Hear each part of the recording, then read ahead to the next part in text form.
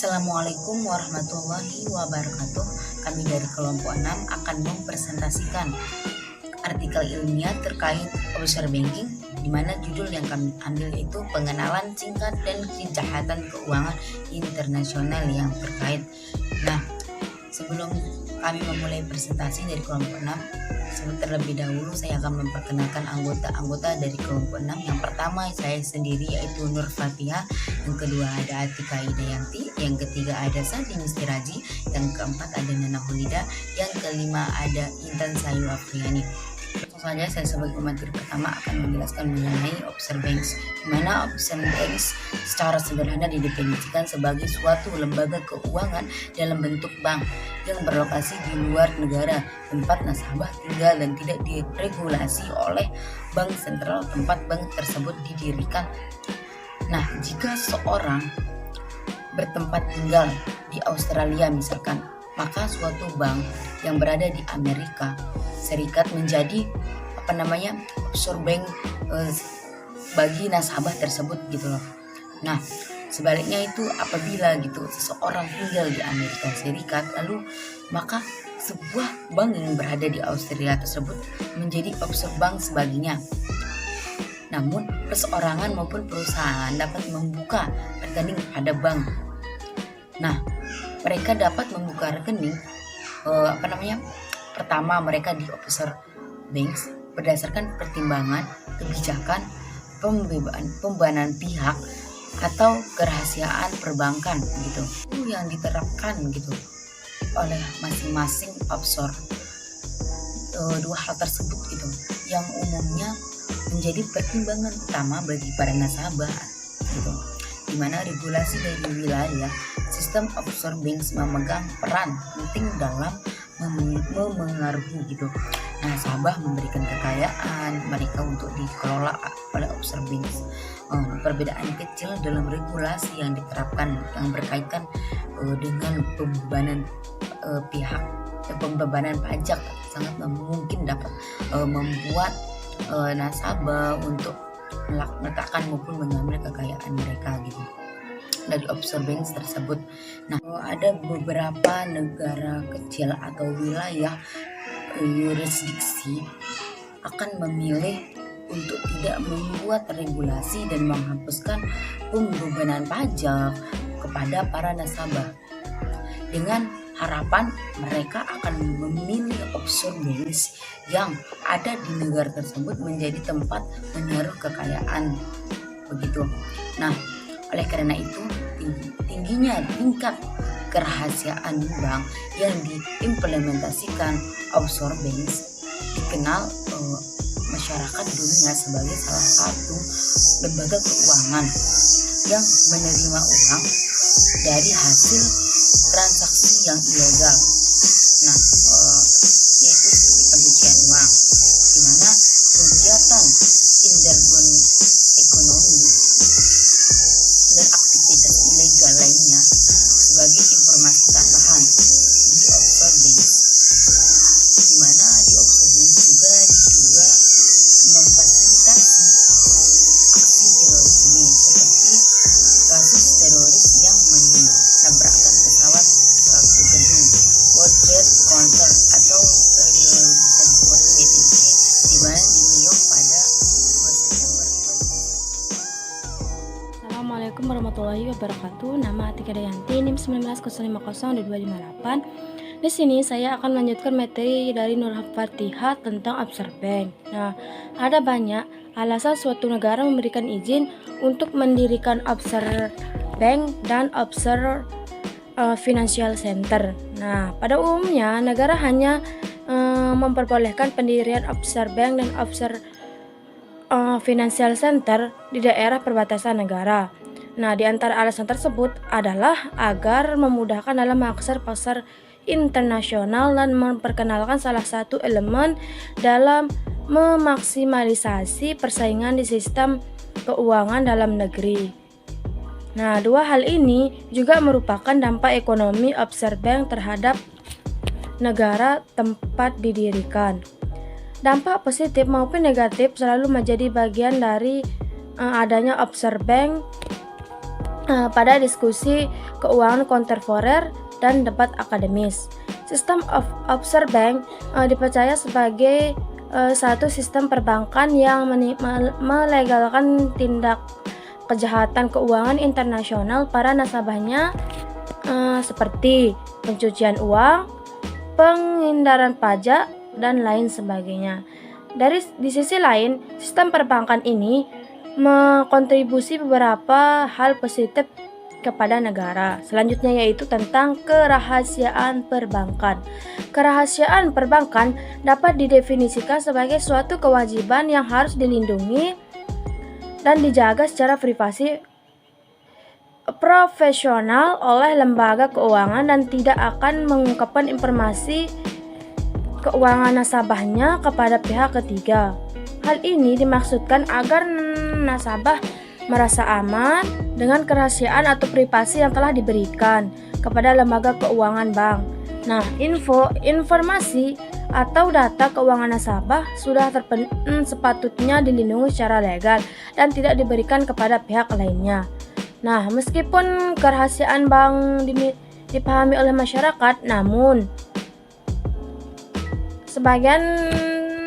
sebagai informasi keuangan yang dimiliki oleh nasabah, implementasinya berbeda pada tiap negara.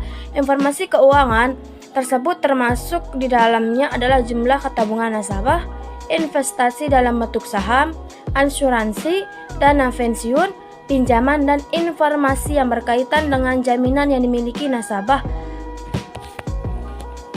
Nah, hal tersebut tidak boleh diberitahukan kepada pihak lainnya tanpa izin yang sah. Selain informasi keuangan nasabah, kerahasiaan bank juga berkaitan dengan informasi mengenai barang yang telah dibeli nasabah. Bahkan, cenderung pihak nasabah juga dapat dimasukkan ke dalam kerahasiaan bank dengan hanya melihat catatan transaksi perbankan lainnya. Sekian, Assalamualaikum warahmatullahi wabarakatuh. Bismillahirrahmanirrahim. Assalamualaikum warahmatullahi wabarakatuh. Jadi sebelumnya perkenalkan, nama saya Sadim Raji, NIM 190502259. Di sini saya akan sedikit mengulas tentang satu materi yang berjudul kerahasiaan perbankan. Jadi kerahasiaan perbankan dapat didefinisikan sebagai satu kewajiban yang harus dilindungi dan dijaga secara profesional oleh lembaga keuangan dan tidak akan mengungkap informasi keuangan nasabahnya kepada pihak ketiga. Jadi hal ini dimaksudkan agar nasabah merasa aman dengan kerahasiaan atau privasi yang telah diberikan kepada lembaga keuangan bank. Jadi informasi atau data keuangan nasabah sudah sepatutnya dilindungi secara ilegal dan tidak diberikan kepada pihak lainnya. Harus dipahami bahwa kerahasiaan perbankan dimaksudkan untuk melindungi informasi keuangan nasabah. Namun tidak dipungkiri pula bahwa ketatnya kerahasiaan bank dapat memudahkan adanya tindakan kriminalitas atau kejahatan keuangan. Contohnya seperti pencucian uang. Jadi pencucian uang dapat merusak kepercayaan publik terhadap sistem keuangan yang ada.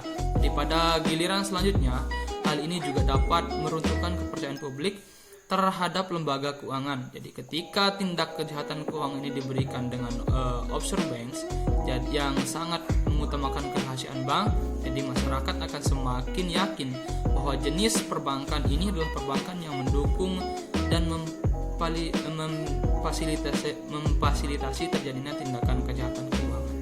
Jadi salah satu hal yang membuat nasabah tertarik untuk menyimpan dana mereka di offshore banks adalah ketatnya kerahasiaan bank yang ada di sana. Jadi pada tahun 2018, Swiss menjadi negara dengan tingkat kerahasiaan bank paling tinggi dunia. Ini tercatat pada Financial Secret Index untuk seluruh negara di dunia. Baik, mungkin itu sedikit pemaparan dari saya. Kurang lebihnya saya mohon maaf. Wabillahi taufiq wal hidayah. Wassalamualaikum warahmatullahi wabarakatuh. Bismillahirrahmanirrahim. Assalamualaikum warahmatullahi wabarakatuh. Saya Nana Walidanin 1905022267. Di sini saya akan melanjutkan materi tentang suaka pajak.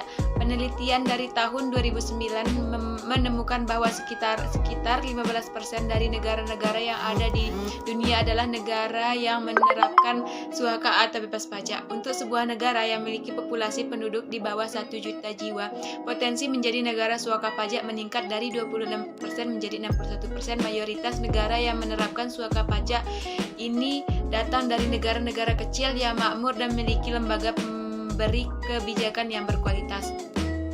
Penghindaran pajak yang dilakukan oleh orang-orang kaya dan perusahaan dipercaya sebagai salah satu faktor penyebab penurunan penghasilan negara. Rata-rata rasio pendapatan dari pajak terhadap PDB dari negara maju berkisar pada angka 35%.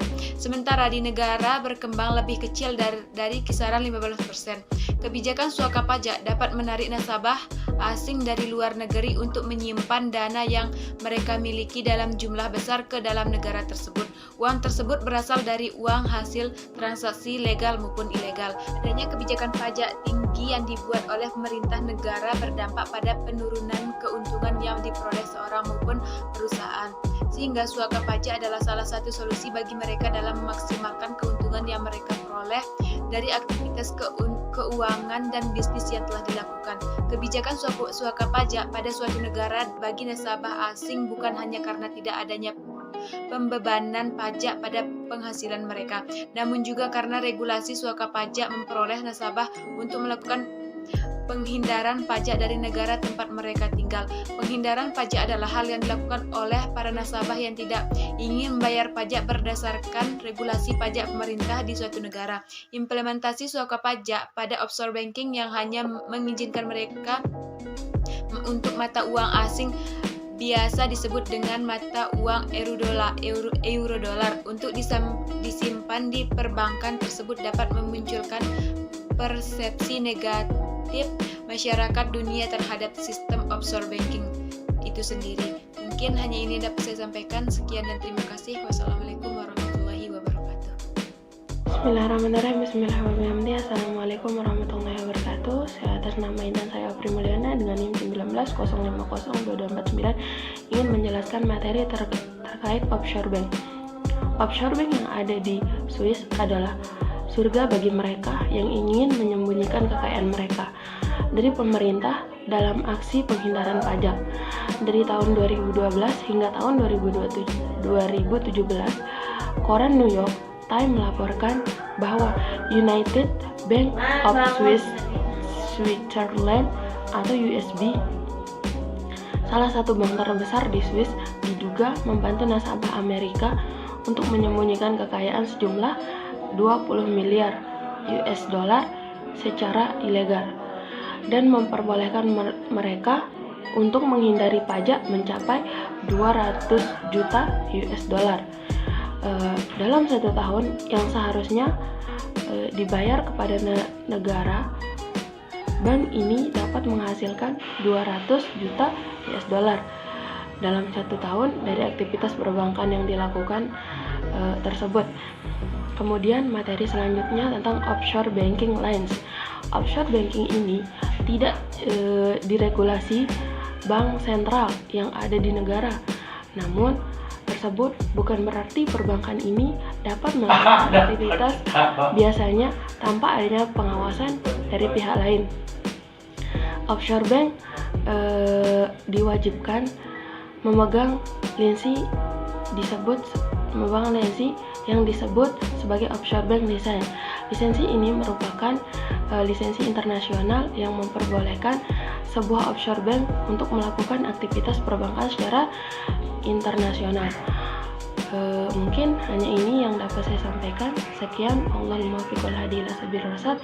Wassalamualaikum warahmatullahi wabarakatuh. Bismillahirrahmanirrahim. Bismillahirrahmanirrahim. Assalamualaikum warahmatullahi wabarakatuh. Di sini saya atas nama Intan Sayu Apri Mulyana dengan NIM 19050249 ingin menyampaikan materi terakhir yaitu bagaimana memperoleh offshore banking license. Offshore banking diwajibkan untuk memenuhi persyaratan yang diberikan pihak pemberi lisensi yang berada di suatu wilayah prediksi. Perencanaan bisnis perbankan adalah hal terpenting yang harus disiapkan oleh offshore bank. Sebelum memperoleh sebuah perencanaan tersebut, perencanaan bisnis perbankan menunjukkan bagaimana offshore bank menjalankan aktivitas bisnisnya, bagaimana offshore bank mengatur dan mengelola keuangannya, dan bagaimana menjaga rasio keuangan yang ada. Offshore bank juga harus memenuhi kebutuhan modal yang diperlukan, seperti sumber daya manusia yang akan mengelola dan bekerja sama di sana nantinya. Sistem komputernya dan sistem kepatuhan yang telah ditetapkan oleh pihak pemberi lisensi sebagai tambahan. Offshore bank harus memiliki bank korespondensi dari luar negeri yang bekerja sama dengannya, dan kebijakan pembebanan pajak, baik itu pajak rendah maupun pajak kepada nasabahnya. Mungkin hanya ini yang dapat saya sampaikan, kurang dan lebihnya mohon dimaafkan. Wallahul muwaffiq wal hadi ila sabilir rasyad. Wassalamualaikum warahmatullahi wabarakatuh.